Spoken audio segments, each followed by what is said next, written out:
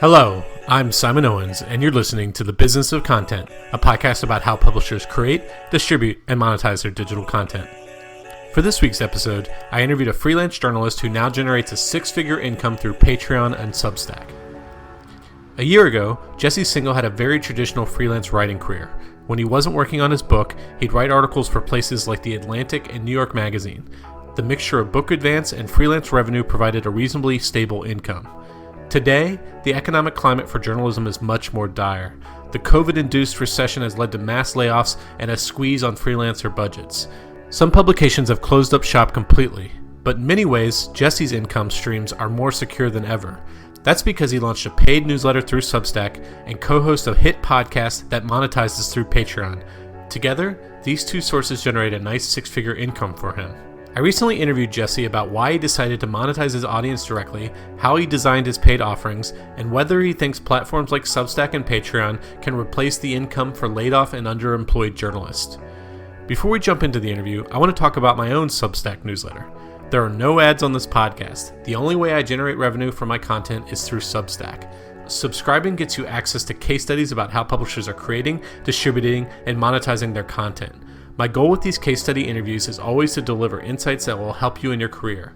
If you appreciate the insights that are often delivered in this podcast you're listening to right now, then you'll definitely benefit from the newsletter. And by subscribing, you'll make this podcast sustainable. To subscribe, go to simonowens.substack.com. That's simonowens.substack.com. Or you can just Google the words Simon Owens and newsletter. Okay, on to my interview with Jesse. Hey, Jesse, thanks for joining us. Yeah, totally. Thanks for having me on, Simon. So I'm having you on to talk about how you've incorporated Patreon and Substack into your freelance writing career. Let's start by talking a little bit about what your career was like before you launched on these platforms. Like when I first met you online, you were an editor at New York Magazine, right? Yeah. So in, 2014 now, I started working at New York Magazine to help them launch Science of Us, as it would come to be called. It's a behavioral science vertical. I was the editor there for a while. Then I shifted into a more of a writing role for that vertical and the other verticals. So I was at New York Magazine for, I think, 3 years total. And you really started kind of building up a profile there. Like you had I think when I first encountered you, you had a relatively small Twitter following. As you were there, you kind of started to build up kind of like a somewhat of a following, right? Yeah, which is a polite way of saying I just spent too much time on Twitter, but that was the end result. Yeah.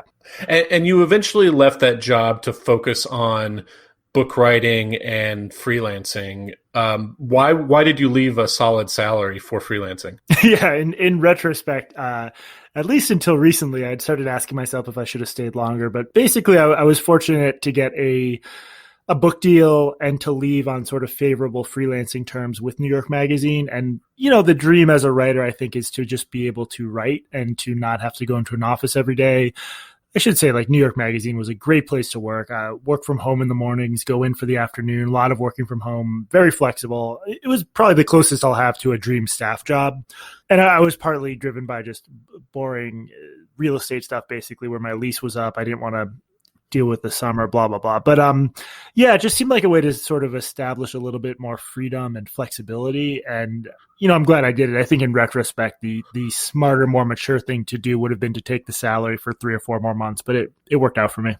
And you did what I'm assuming a lot of these writers do, is where they take the book advance and use that as like kind of startup capital to try to, to segue into that freelance career.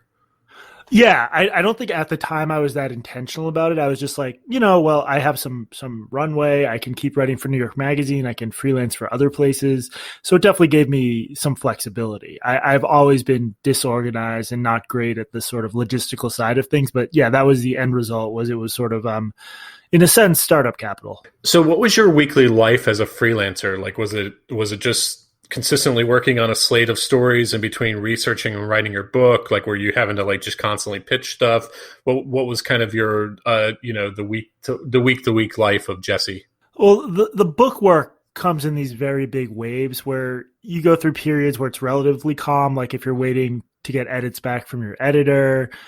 Then there's periods where you're really heavily writing or researching. It's just so different from day to day. It's sort of the same with freelancing, because like during some parts of this period, I've been barely freelancing at all or just doing the occasional column. Other times I've been working on sort of in-depth magazine stuff. So again, in part because I'm just disorganized by nature, I don't really have a daily routine, and it just depends a huge amount on what's on my plate. And what was the freelance market like as compared to what you thought it would be like? Like, did you find it was more difficult to kind of find projects to last you or to consistently come in? Did you find that it was more fickle than you were expecting? Like, what was that?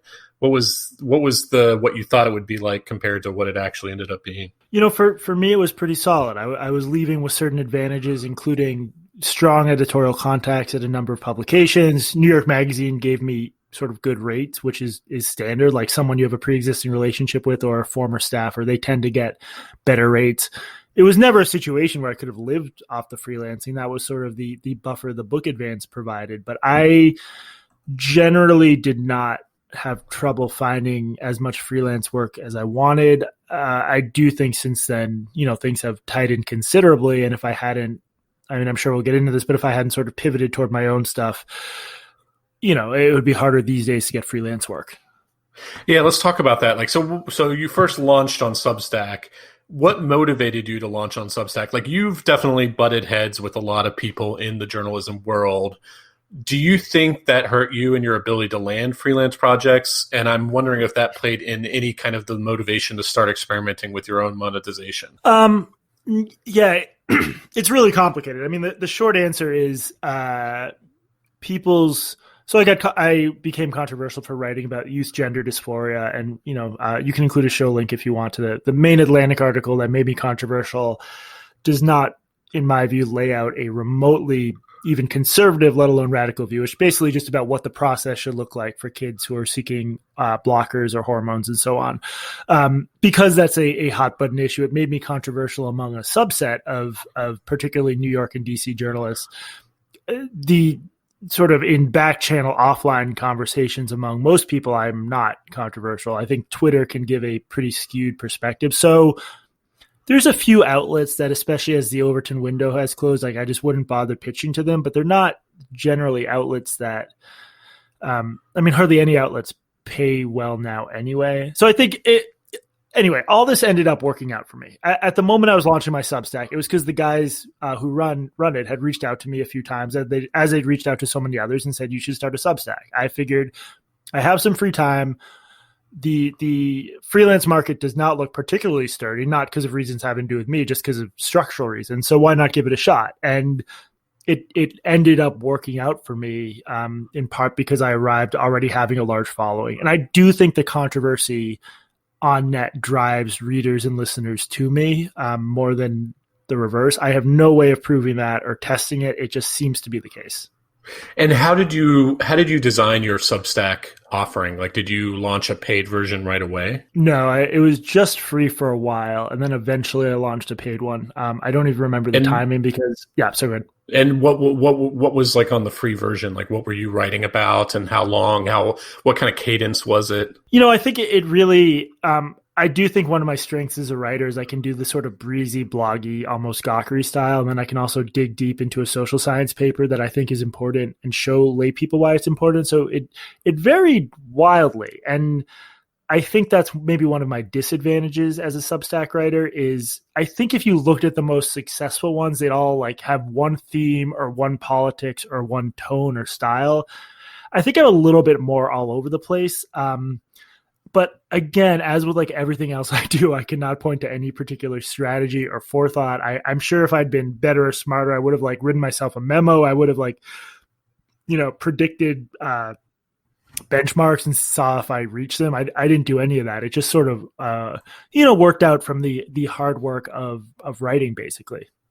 And you just kind of wrote about like whatever happened to be interesting to you that week? Yes, I would say the subjects I've overemphasize, one of which is the youth gender dysphoria. So like, I have a lot of media criticism of the way gender dysphoria is covered. And this is not, again, I won't continue to be defensive. Readers who are interested can just read my stuff. I think it speaks for itself, but I just think that's an area where the media has really done a poor job covering the scientific complexity. And that's the kind of place where Substack adds value, because I'm firmly on the left. And at the moment, because of just weird journalistic incentives and bubble world and everything else, it's mostly conservative outlets that would sort of dare to criticize liberal outlets for shoddy scientific writing on gender dysphoria. This Substack gave me a way to carve out a niche to do that, while being clear that I don't think any of this calls the existence of trans people into question, or the efficacy of treatment like hormones and surgery if people are properly assessed. So that's an area where it really did give me a unique niche to write stuff I wouldn't have written otherwise. But as the newsletter has grown, these days, like in terms of what I get paid per piece on the collapsing freelance market, even just a more mainstream column, I'd be more likely to just do it for my newsletter than to pitch it anywhere. Well, let's talk about that. So like you've launched a paid version. How did you design, like what was the kind of cadence between paid and free, and how do you kind of balance those two? It's honestly just experimentation. I think if I'm trying to make some big sweeping point, when there was culture war stuff going on involving Dave Chappelle, I did a long essay on that, sort of explaining how this stuff is murkier than it seems, and is as much about upper middle class college educated people and the way we talk than more fundamental issues of justice or fairness, or at least that was my argument. To me, that's the kind of thing I want to be public, because so many people, at least online, were interested in the controversy over Dave Chappelle. And I don't like the term political correctness because I don't really think it means anything but political correctness or cancel culture, all that stuff. I try to, simply as a matter of not losing my week to the newsletter, because it's always been a part-time thing, I try to limit the free ones I do, especially now that I have a solid base of subscribers. But when I do a free one, I try to make it either, a big sweeping argument that latches onto the present conversation, or I often just do these book giveaways, which are a good way to draw new eyes to the newsletter. And I can also tout the recent paid ones I've done. So that maybe that's like the one actual strategy or innovation I've done. I mean, I'm sure other people have done this, but I basically just like, if a book looks interesting to me and I feel like I'm unlikely to have time to cover it or sometimes even read it, I'll just ask the publisher for a few copies to give away on my newsletter. And I think I'm batting 1,000 on that. They're always happy to. It's so brutal getting publicity for books that they're basically always happy to do it. And I'm happy to do it. So you just run a free newsletter, and it consists completely of, I'm going to give away a couple of copies of these books, or like what does that look like? What I started doing, and it seems to work, although I don't have good data, is the headline will be win a copy of this book about blah, blah, blah. The first part will be, here's the stuff you've missed recently if you're not a paid subscriber. And then it's like the 5 most recent articles with a little catchy description of each. And then below that, the book contest and the rules. So that's one way to use my larger free list to try to convert people to the paid list. Interesting. So you're not really offering a ton of content for free at all. These days, no. If something happened tomorrow and I needed this to be like a really full-time income, I would do a lot more free writing, but at the moment I don't need to do that. And so any given month, how many paid newsletters are you creating? I switch off. 1 week I'll do 1 paid one. The next week I'll do 2, then 1, then 2. And it varies a little bit. And I'm thinking, especially, I'm about to enter a little bit of a down period with regard to my book once fact checking is done. So I think like in August and September, it'd probably be in my interest to produce a little more stuff. Also because like the election's coming up, there's all sorts of culture war stuff in flames. Like it's probably a good time for me to do more, but I've generally tried to keep myself to with the book giveaways, call it a little bit under 2 posts a week, but usually just 1 or 2. And how do you grow it? Like you said that you do the free book giveaways. You also like, but other than that, is it mainly just by plugging new articles on Twitter? Yeah. Yes. So I have a big Twitter platform, which helps, or big by most standards. So I'm trying to pull up my graph now to see if there's like, I've put so little thought into this that I don't know what I'm doing. I just keep writing. Yeah, Twitter's my main way of putting it out there. I also post to Facebook, although that's much smaller. And then like there is a subset of these articles that I think last a while, including the Chappelle one. I wrote another one just about this like sort of online controversy I got involved in. Those are often free, and those seem to have something of a tail. But yeah, I mostly do the paid ones, and I tout them relentlessly on Twitter, and it seems to bring in new subscribers. So did you see encouraging results in terms of Substack's ability to contribute to your freelance income? Yeah, definitely. I've always intentionally had this be a part-time thing because, again, I'm writing, 6 or 7 times a month. That's not a lot, but it pretty early on it became clear that it could be just like this nice extra chunk of buffer. And let me actually pull up my graph here. Yeah, I mean, look, I'm looking at it. It really launched in March of 2019. I'm not one of like the big 6-figure Substacks, but this is now a large chunk of freelance writing I don't have to do because I can just do it for my own newsletter. It's also been slow but steady growth. There was one little hit when the pandemic hit, but then it bounced back and much more so. Like my highest, since launch, my highest period of growth has been since the end of June, basically. And I remember talking with Twitter DM with you at some point where you kind of expressed the sentiment that if you wanted to, you think you could make this a full-time job, but you didn't necessarily, you were perfectly fine with it just kind of supplementing your income.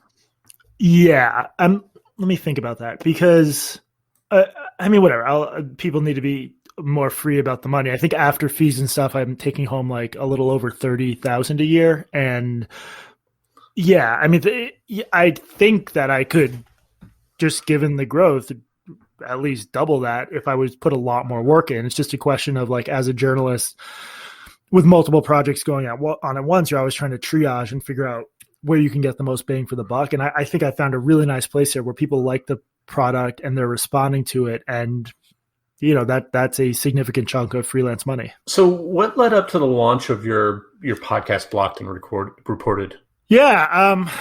I mean, Katie Herzog got furloughed. She's my co-host. She worked at The Stranger. She's great. We're in a similar space online where I don't know what our politics are. I think by any American standard, I'm very much on the left. She's maybe a little closer to the center. Either way, the present Twitter politics are so weird that we're both treated sort of as reactionaries. So we've like been through some weird Twitter stuff and enjoyed gawking at it because online life is so brutal and so fascinating. It's like you're an anthropologist on some primitive island.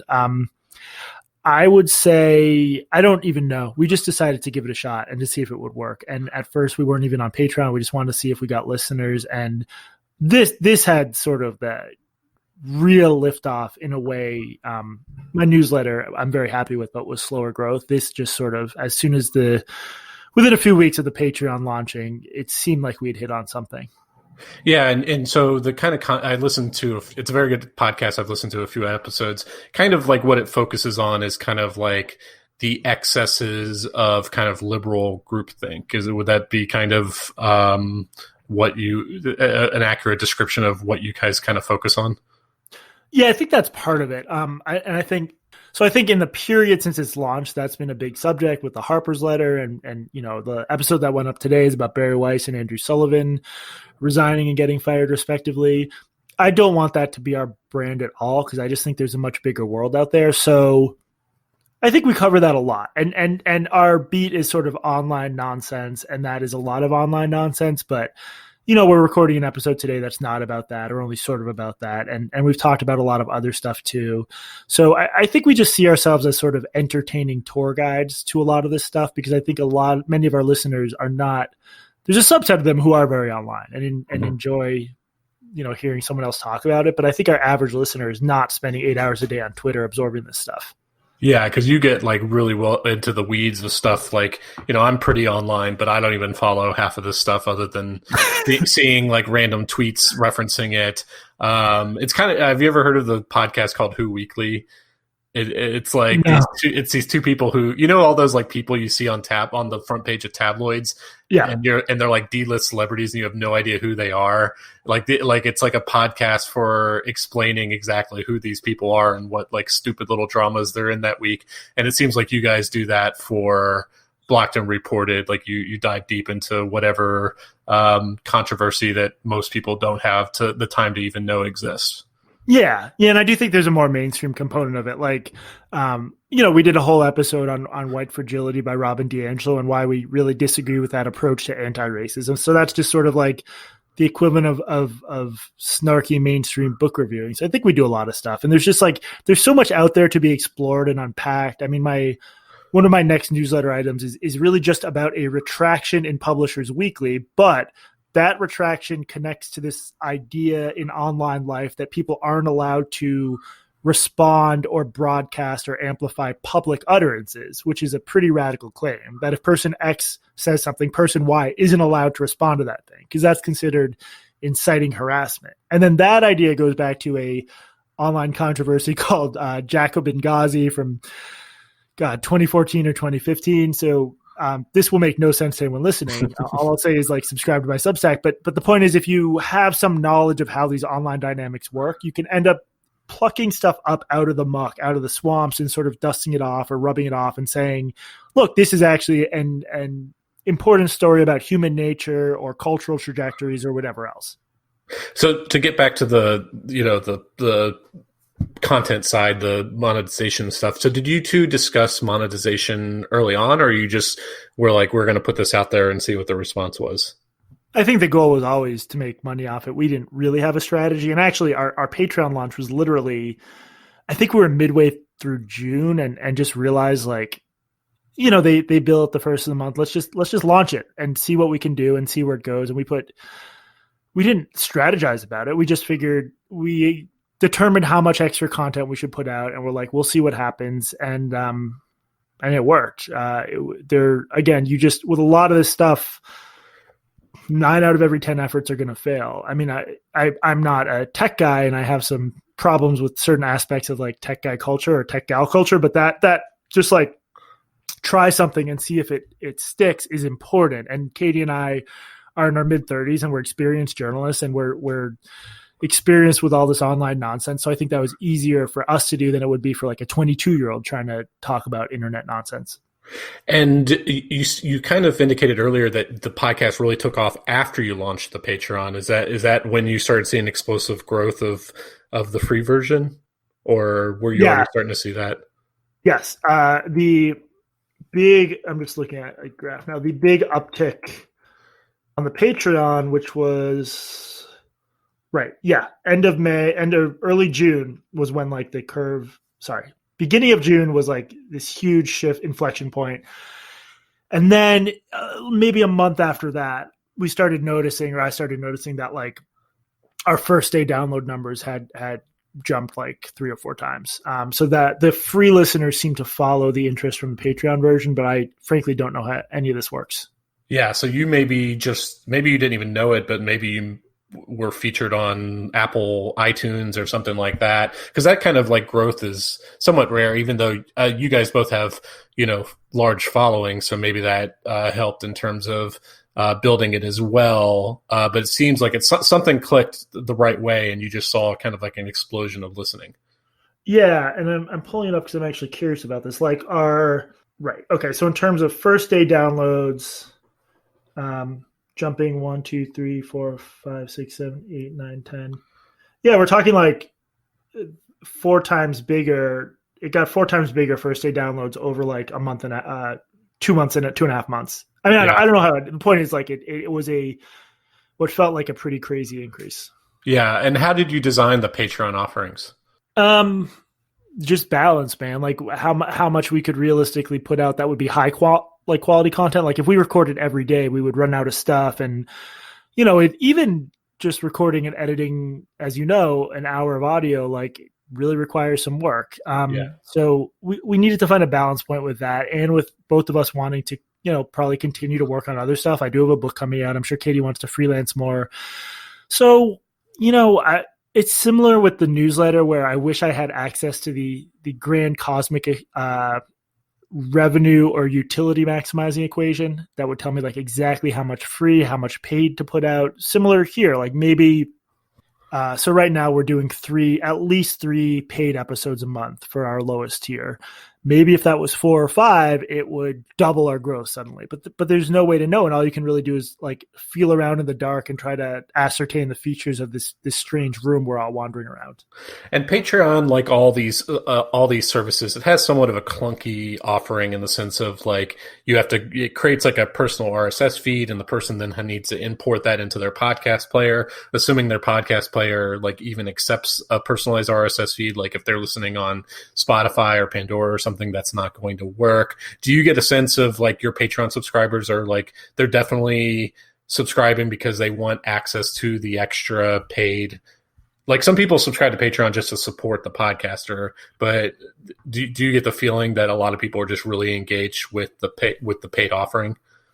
I think it's a mix. I mean, it looks like every episode we drop, you get dozens of comments and likes, and there's engagement. I do think there's a significant number of people who just want to support us. And Katie, particularly, like after she was furloughed, said people were basically just like, whatever you do, I'll give you money. And so there's that element of a loyal fan base.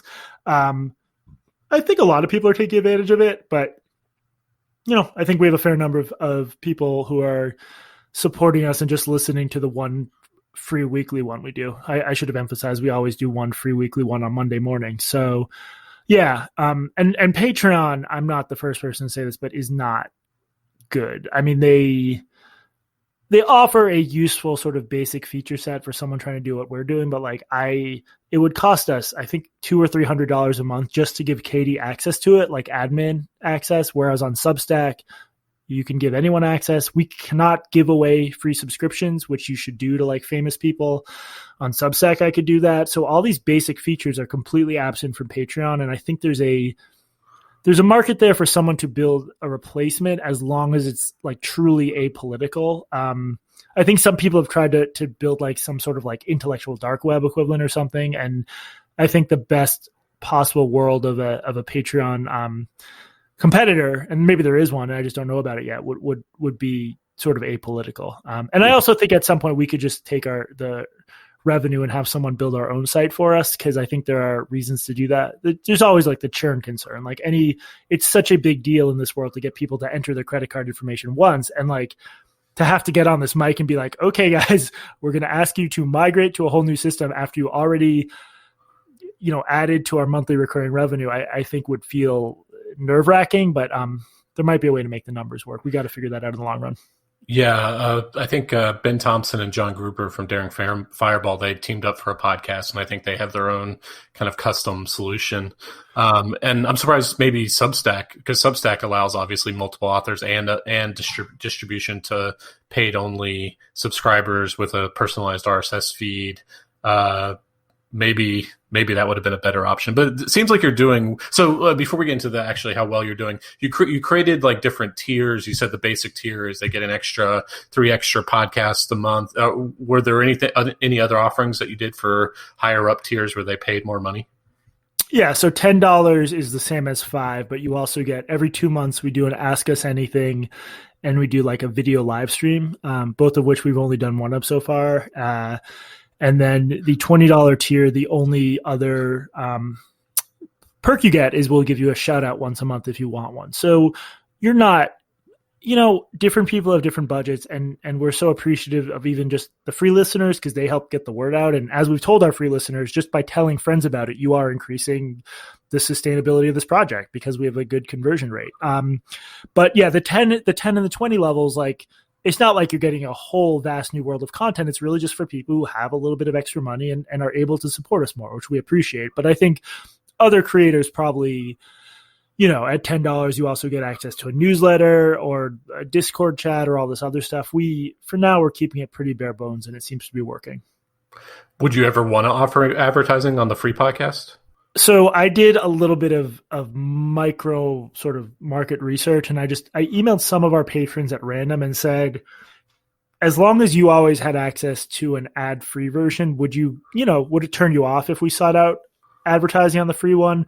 Almost all of them said no, they'd be fine with it. So if we got to a level where we could bring in more revenue from advertising, and it was like advertising that sort of fit our values, there are a lot of advertisers we would not work with. And I also think there are risk-averse advertisers who would not work with us, which is ridiculous given, again, we are significantly on the left, but it's just, you don't want to deal with an online mob sort of yelling at you. It's not pleasant. But yeah, the short answer is the next step, if we went down this route, is I would survey our patrons, and I would set some benchmark, like maybe veto power of 60%, where unless 60% of the patrons are okay with this, we just won't do it because they're the ones paying the bills. And I could see reasons for them not wanting us to. I suspect the patrons would be fine with that because they would be guaranteed to get the ad-free version always. Like we're never going to make patrons listen to a single ad.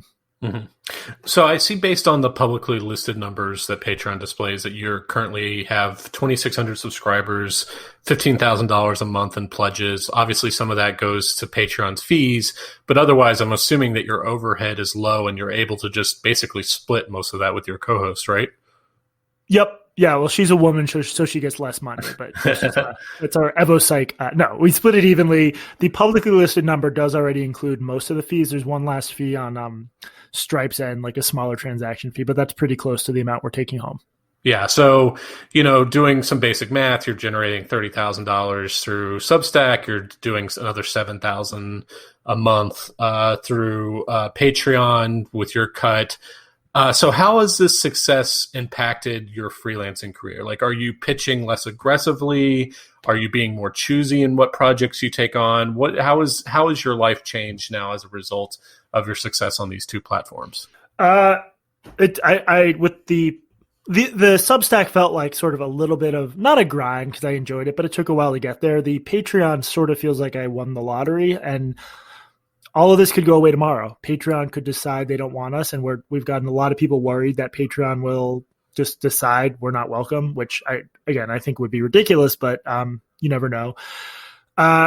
It feels, at least in the short term, that this is sustainable for now, and it feels like just a pretty amazing stroke of good luck that really does let me be more choosy. I think for writing, I'm going to do basically either the newsletter or much longer form stuff. And I'm not going to do the sort of, with a few exceptions, I'm not going to do like the quick column for a few $100, which, these days, even if you can get $300 for a column, an online column, that's a lot. Or not a lot, but fairly generous. The point is there's like a big segment of the freelance market that's collapsing anyway, but I basically don't have to deal with it, which is incredibly fortunate.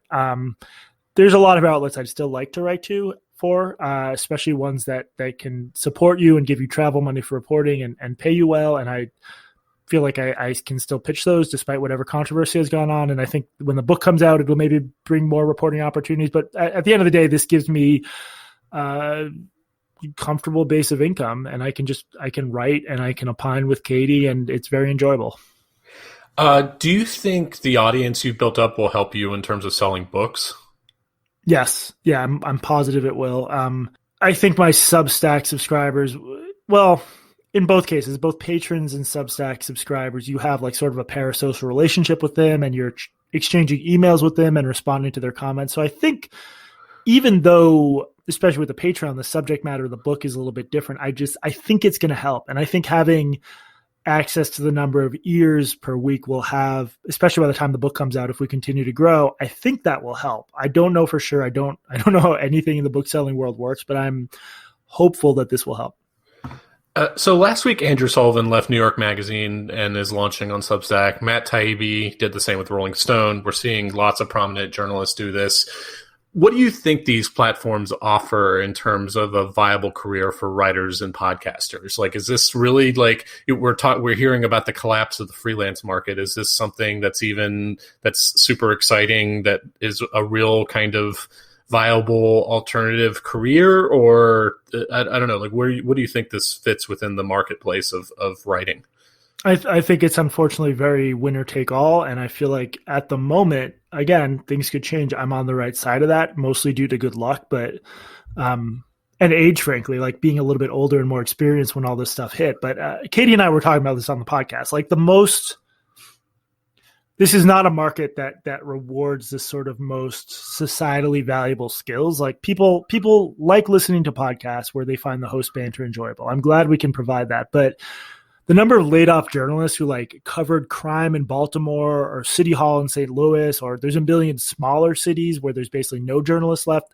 Overall, this has been a disaster for journalism and a disaster for everyone. Like there was never a universe in which Matt Taibbi and Andrew Sullivan wouldn't be able to find well-paying work. Their source of income is changing. That's interesting to talk about, how Sullivan writing for Substack will be different from writing for New York Magazine. But it's at worst a lateral move for him in terms of revenue and platform. Like he'll be fine. He's probably going to, I have no idea what his salary was. I bet he's going to make more money for Substack.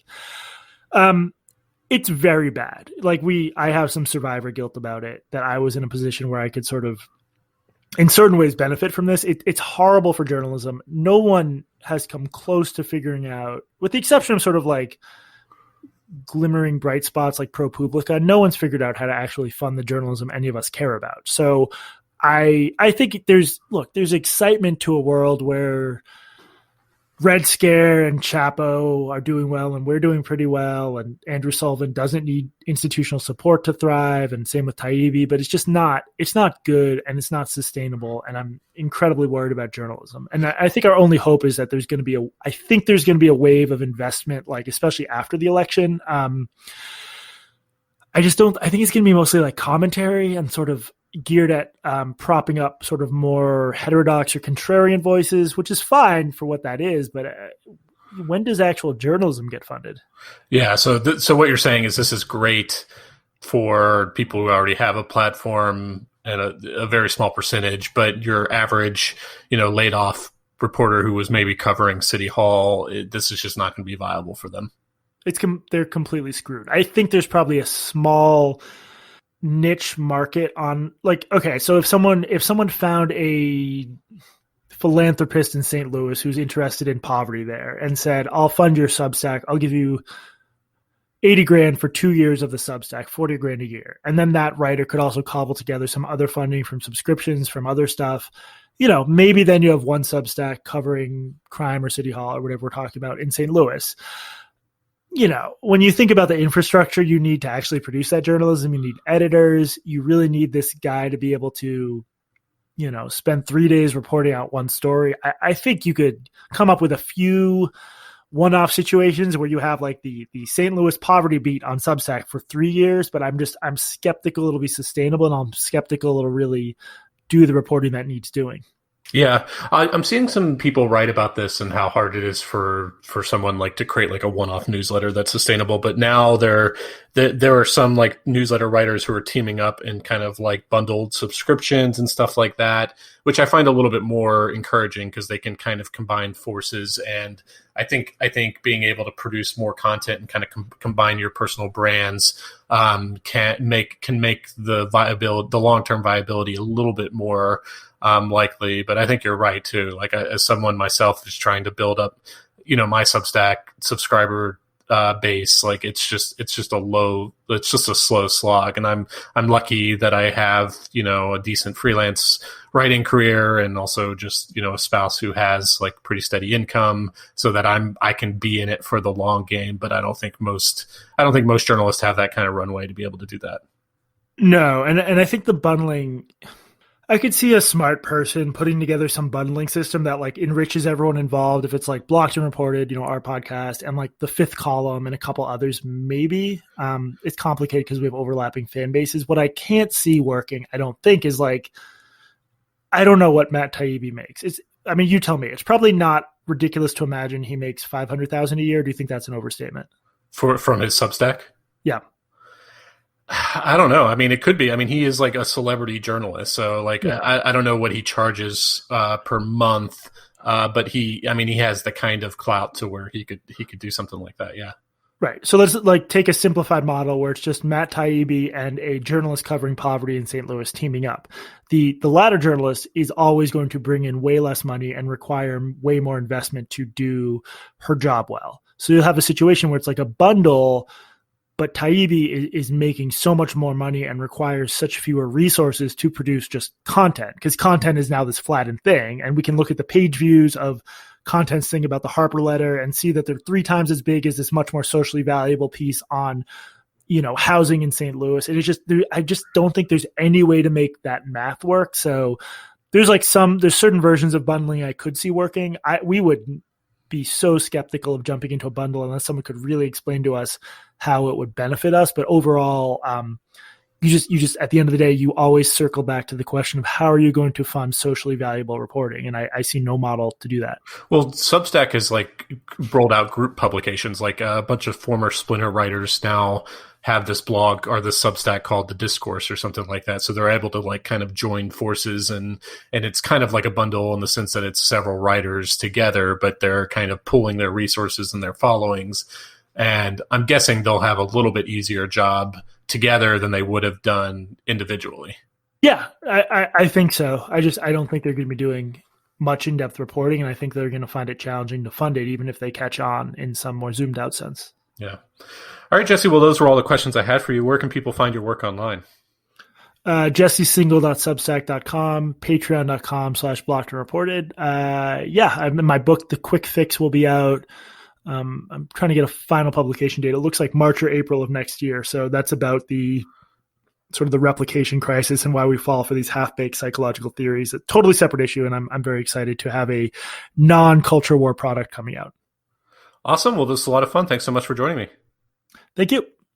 Okay, thanks for joining us. I'm actually on the lookout for new guests for this podcast. So if you do interesting stuff in digital content, whether you're a full-time YouTuber, a media executive, or run a cool niche newsletter, definitely reach out.